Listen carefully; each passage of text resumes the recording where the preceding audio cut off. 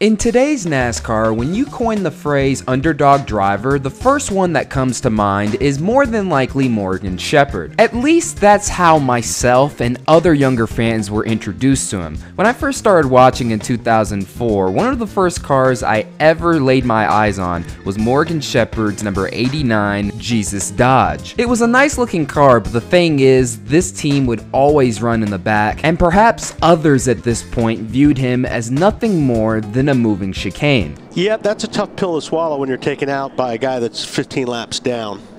I don't know exactly what happened there, but take a ride on the 22 here. Just watch, he gets pounded in the left rear. He slid up. That's the slowest car in the track.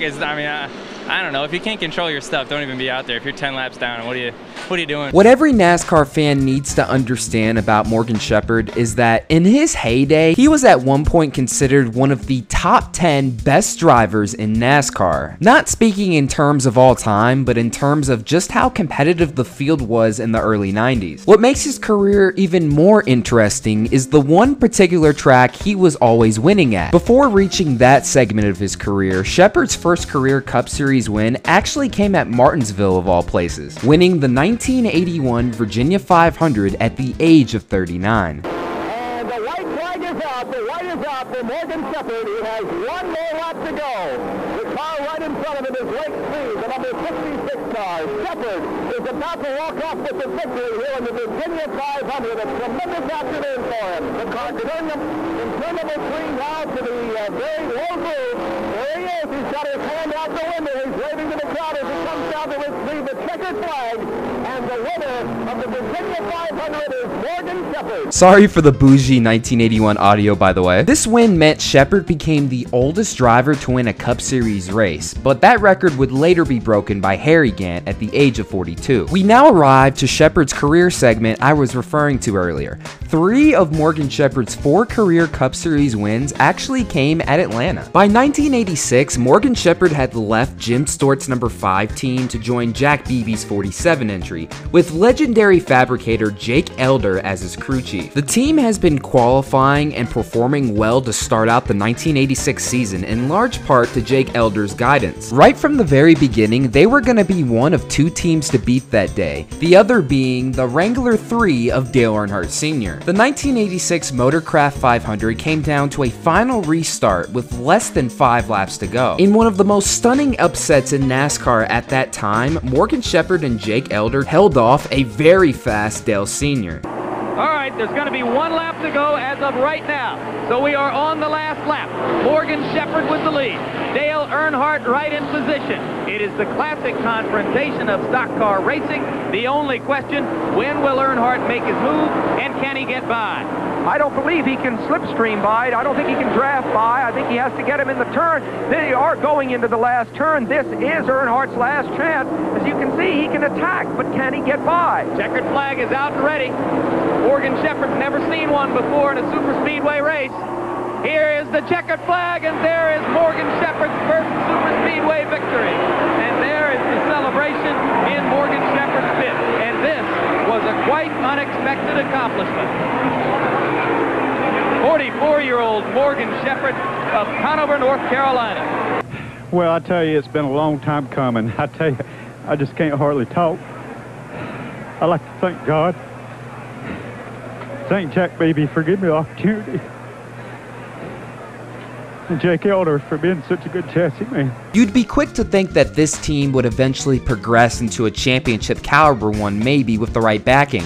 But after 1986, the magic was over. Morgan Shepherd never won another race for Jack Beebe and Jake Elder again. Considering the caliber of competition he went up against, and the fact that he was driving an unsponsored entry, his 1986 Atlanta win will go down as one of the top 5 upsets in my opinion. Fast forward to 1990, and the days of driving for underdog teams are long behind him. The 1990 edition would have Mark Martin and Dale Sr. duke it out for the title. Meanwhile, Morgan Shepherd is sat all the way back in row 10. 1990 statistically will go down as Morgan Shepherd's best season in the Cup Series. A top 5 finish in points also culminated in leading the points at one point after the first 11 races, in which he also opened up the season with 11 straight top 10s. While he's working his way through the field, the battle for the championship is astounding.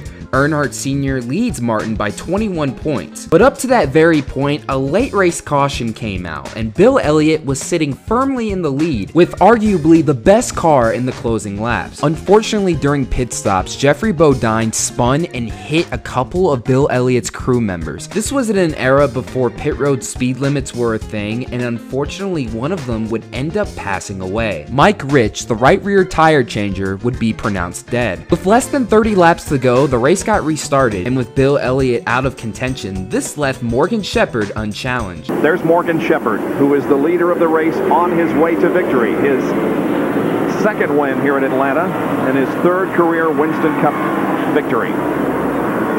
Turn 4, white flag. There's Earnhardt. One more lap around the 1.5-mile racetrack here at Atlanta, and the salutes begin to both Morgan Shepherd and Dale Earnhardt. Morgan Shepherd from Conover, North Carolina, twice runner-up this year in Winston Cup competition, here at Atlanta in March and at Charlotte in the second race. Dale Earnhardt from Kannapolis, North Carolina, and the Richard Childress crew are about to win the Winston Cup Championship and all the prestige and the $1 million that goes with it. Here's the checkered flag. Morgan Shepherd wins. Jeff Bodine crosses in second. Dale Earnhardt finishes third and wins the Winston Cup. Sorry, Slap. Dale Sr. edged out Mark Martin at the end of the race to score his 4th career Winston Cup Series championship. At the end of every season finale, the champion always gets the most coverage, but eventually they did end up getting to Morgan Shepherd in victory lane. Morgan wiping off his face, a tough day's work, but you came home with the win. Well, first of all, I'd just like to thank God. You know, I've never gave up faith in myself or in this team. You know, I was just very fortunate to end up with Motorcraft and Ford and Bud Moore, and we've been pulling together all year, gaining strength, and today we had the strength. A win, 16 top 10s, and a 5th place points finish make 1990 Morgan Shepherd's best Cup Series season. Fast forwarding to Atlanta Motor Speedway 1993, where the race was postponed an entire week because of the blizzard of the century. The 4th win of this video nearly came a year prior. In fact, in the 1992 Daytona 500, where Morgan Shepherd finished runner-up to the late Davey Allison. Rolling off the grid P7 for the famous Wood brothers, Morgan Shepherd could perhaps once again bring home the victory at Atlanta. Morgan Shepherd was solidly inside the top 5 for most of the race, but it was going to come down to the wire, as the long green flag runs were going to make for some interesting strategy towards the end. If the 51-year-old veteran was going to score his 4th career Cup Series victory, it would have to come against the young promising rookie in Jeff Gordon. The 21 had already made their final pit stop a whole lot earlier, while the 2 contenders, the 24 and the 2 of Rusty Wallace, were going to make theirs later in the going. The race kept going green as the 21 team planned, but they still weren't entirely sure that Shepherd's 21 would make it all the way. He's talking to Morgan Shepherd right now. This is Eddie Wood. Eddie, we all want to know, can you make it? Do you have to stop? We're not supposed to make it. In fact, we all, 4 cars going to try it, we're going to try it. You can't win it. Well, he also told me off camera that at the worst, if he doesn't make it, they'll probably wind up 5th. Not much worse off than it'd be if they make it. So. We're going to be watching this thing. If he gets to shaking it around, we'll know he's getting low on fuel. Lap and a half to go. On time since Shepherd's visit to victory lane. I guarantee you he can hear everything in that car when it moves now. 1 to go. Doyle Ford with the white flag in hand, and he waves it over the Citgo Ford of the Wood brothers and Morgan Shepherd. Last lap in his pit. Len and Eddie Wood, the younger Wood brothers. Tell him, Len. Tell him go on. He is talking around here. Look at everybody. I think they got the Energizer Bunny in that car. It is still going and still going. 105 miles on one tank of fuel. He has the lead to coast home from here. In turn 4 to the front straightaway. The winner of one of the biggest cliffhangers we've had in a long time, Morgan Shepherd wins it for the Wood brothers. Our car was real good on the long run. Oh man, the Sidco crew just performed like I don't know what today. Everything was just great. What is it about Atlanta Raceway? You've had 4 victories now, 3 of them have come here. Well, thank God for Atlanta.